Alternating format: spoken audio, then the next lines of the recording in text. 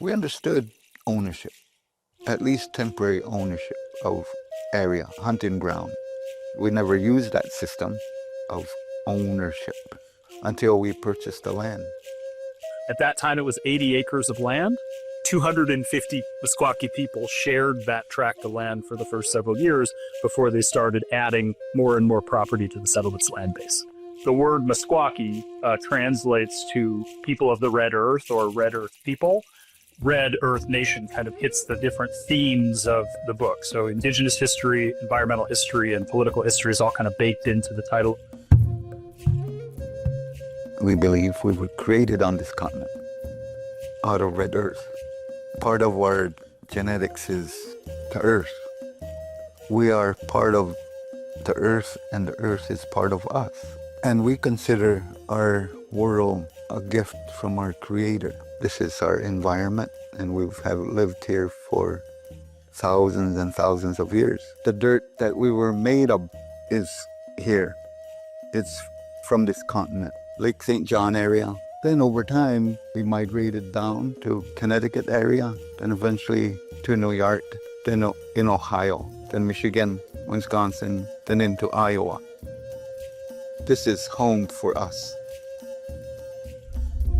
In the early 1700s, the Meskwaki resisted French expansion in a series of brutal wars.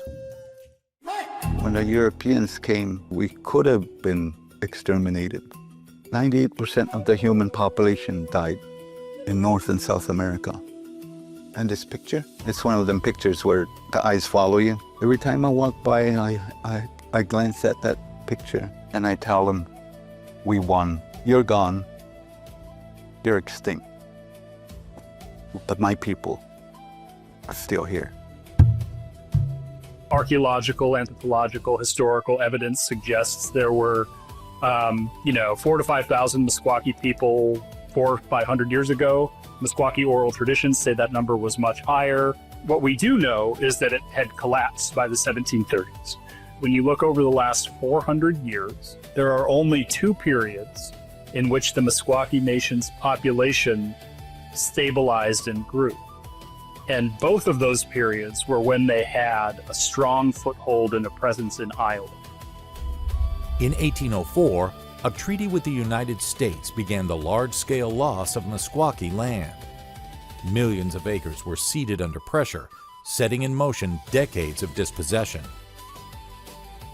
That 1804 treaty, falsely and legally unified the Sauk and Meskwaki nations. The federal government, for the purposes of setting them up to be dispossessed, claimed that they were one single tribe.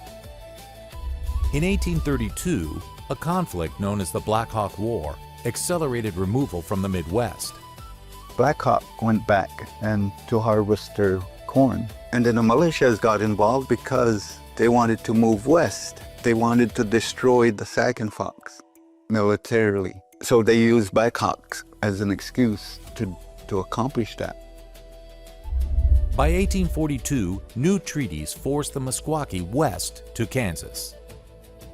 The federal government had brought, leaders from the Sauk and Meskwaki nations to the treaty table to negotiate what would become the last of the removal treaties that forced both nations legally out of Iowa. Members of both tribes, and certainly the leadership folk, understood what was bearing down on them.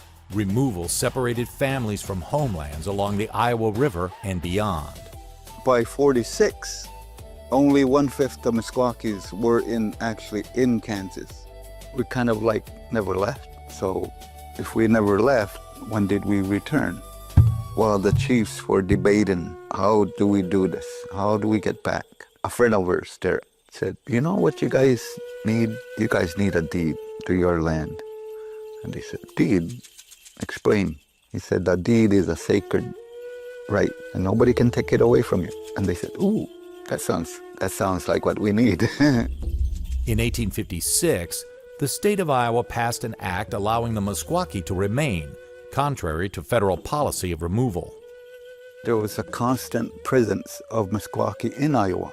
Iowans started collecting petitions to allow the Meskwaki to remain. And eventually by 56, Iowa passed an act. The act doesn't give us permission to come back. The act is actually permission to remain. Indians couldn't own land, and this is oral history, what the governors told the tribe. If you find somebody that's willing to sell you land, I will put it in trust for you. In 1857, the Meskwaki people did something extraordinary. Using their own funds, they purchased 80 acres along the Iowa River Valley, not as private settlers, but as a tribal community. The group that came back to Iowa, the first tree, the big cottonwood tree that they saw, they said, ooh, this, we'll try this. Who owns this? So they found out that Isaac Butler was the owner, so they said a single Indian came on horseback and talked to them about buying land. After a couple days of coming back, they made a deal, but that's how we became landowners. It's held in common. It's never been allotted land, so it's still tribally owned. It belongs to everybody. I think the thing that makes it stand out is the success, right? I mean, the Meskwaki Nation cut against a pretty strong tide to purchase and reclaim what was 80 acres in the 1850s, and then have expanded that to over 8,000 acres 160 plus years later. Really can't say enough about how remarkable this story is. The tribe's unusual position as landowners under trustee status created a legal ambiguity over jurisdiction. In 1896, the trust shifted from Iowa to the federal government, but legal questions persisted. In the decades that followed, Meskwaki leaders challenged state and federal actions on issues like eminent domain, compulsory boarding school attendance, and criminal jurisdiction. At times, courts recognized the tribe's distinct ownership status and affirmed their authority. In 1981, the tribe regained control of its own school. And we finally feel we have educational sovereignty. When you talk about tribal sovereignty, there's different parts: economic, food, education, information. And this museum could be considered cultural sovereignty. We tell our own history, so we'll always have sovereignty. The problem is, how much can we exercise? We can't make a treaty with another foreign government. We can't raise an army. We can't make our own money and use it as currency. But otherwise, everything else is in debate. But now we have a tribal court where we judge ourselves. They think when we made the court, it's just going to be a kangaroo court. They're just going to let off people. But that hasn't happened. We have to prove ourselves more as Indian people. When Native communities have land, it's not only good for them, it's good for everyone else around them.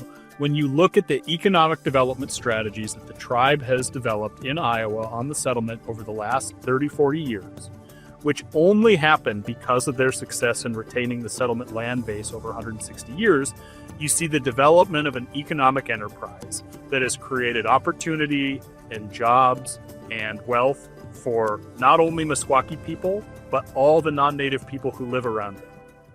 We're the only Indian tribe in the state living in Iowa. We may be ancient people, but we're also people of our time. We are Meskwakis. We are Iowans, and we're U.S. citizens. We have a high rate of military service. We helped build this country. Acknowledge our past, but then know our present and our future, and understanding about us, and be glad that we're here.